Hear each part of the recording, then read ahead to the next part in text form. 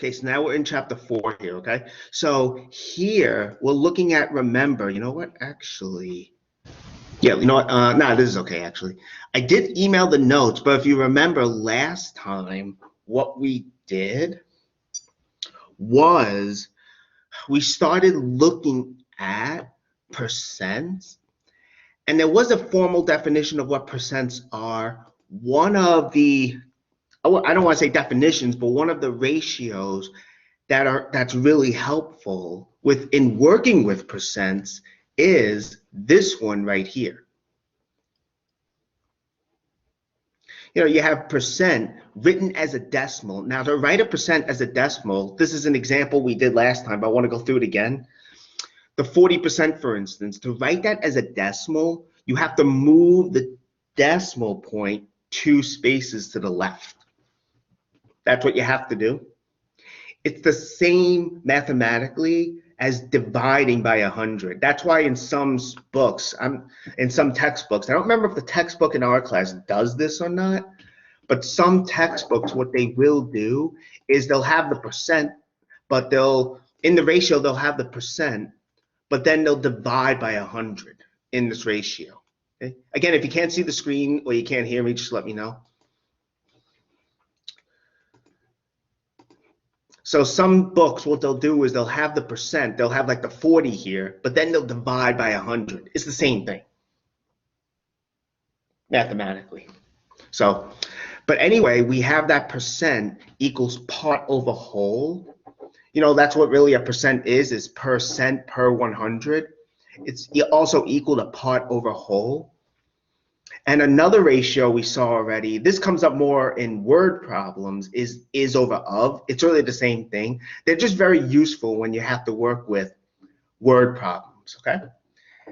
All right, so let's go through this example again just to help us remember, you know, what do you call it, what percents are, excuse me, okay? I didn't get a chance to post the videos from the last lecture yet or the notes, but I do expect to do that today or tomorrow, okay? Again, the exam's only on chapters 1 and 2. It's not going to be on what we're doing now. This is chapter 4. So, all right, so I want to do this example again. In a recent poll, there were 40% of the people in the town, excuse me, they said that they're going to vote for a candidate named John Doe. Okay, I just made this up. And let's suppose now there's 1,500 people in the town. The question is, how many people are going to vote for John Doe? All right, well, so what are they basically saying here? They're saying that 40% of the town, people in the town, will vote for John Doe. So 40% of 1,500 people in the town will vote for this person, John Doe. We want to know who that is. We want to know how many that is. We want to know how many people are going to vote for John Doe. All right. So the people voting for John Doe, right? That's part of the town. That is 40%. That part of the whole town. So the 40% goes here as below, which is 0.40, right? Remember, you have to convert it to a decimal. You have to make sure it's not a percent. 40% as a decimal is 0.40 or 0.4, same thing. Whole is the entire town, right? That's 1,500. And the 40%, that's part of the town. Part of the town that's going to vote for this person, John Doe. So the part is what we're looking for. So we have our ratio, and really this is the hard part. I mean, maybe mathematically, instead of having part here, I could have used a letter, excuse me, like a variable or something like x. But keeping part in here for now, I think is okay. Now, how do you actually solve this? You cross multiply, right? Right? Basically, let's see if this comes out right. Let me see if this comes out right. Actually, no, I got a better idea. You could cross multiply like I was showing you last time. You could also do this. Remember, if you have a number, right, that's the same thing as that number being over 1. So you could also do this. It's the same thing, cross multiply. And you get part times 1 equals 0.40 times 1,500, which is 600 people. I mean, you could multiply both sides by 1,500 if you wanted, but what I have here is also really the same thing mathematically. So either one is right. But either way, you get part is 600. So 600 people will vote for this person, John Doe. And 600 is 40% of 1,500. Okay, so we have that example. Okay, that was good. Now let's move on to the next part of this. The next part, I think, is actually where we left off last time. This is a little bit different.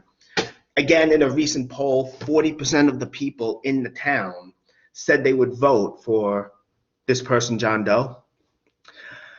But let's suppose, though, that it turns out the 1,500 people, those are the people who are going to vote for John Doe, though. So 40% of the town is still going to vote for John Doe, but it turns out that 40% is 1,500. How many people are in the town? So here it's a little bit different, right? Here, we're given how many people are going to vote for John Doe. That is, we're given the 40%, but we don't know the whole. We don't know how many people are in the town. I mean, essentially, the word problem is telling us 40% of the people is the same as 1,500 people in the town. Let me say it again. 40% of all the people in the town is the same as 1,500 people. That's our part. That's part of the town that's going to vote for John Doe. Well, what's the whole? That's what we have to figure out.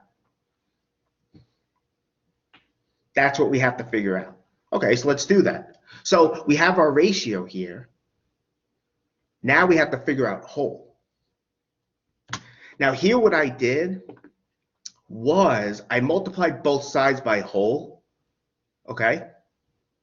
I mean, I probably could have done what I did in the first part of this example. This is okay also, so I'll stick with cross multiplying like this from now on because I want to be consistent to avoid confusion.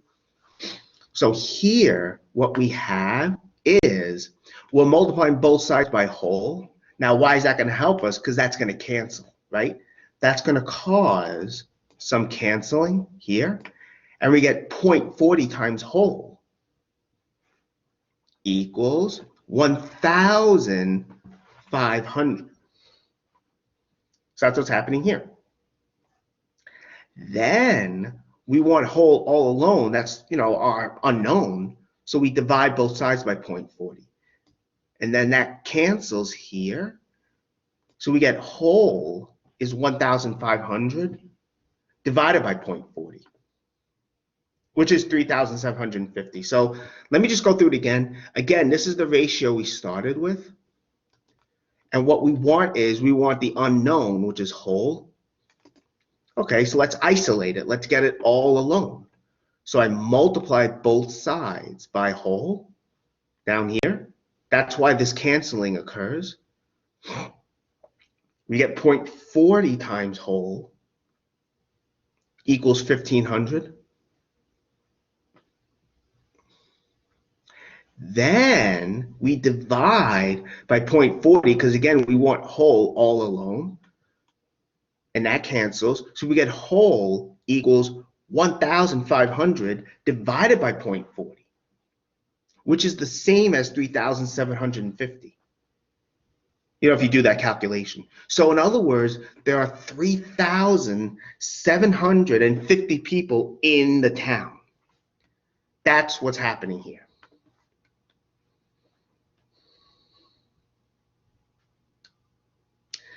Now, are there any questions about this example? Remember, I can't see the chat, so if you have a question, just use the hand raise feature. I really hope everyone understands this.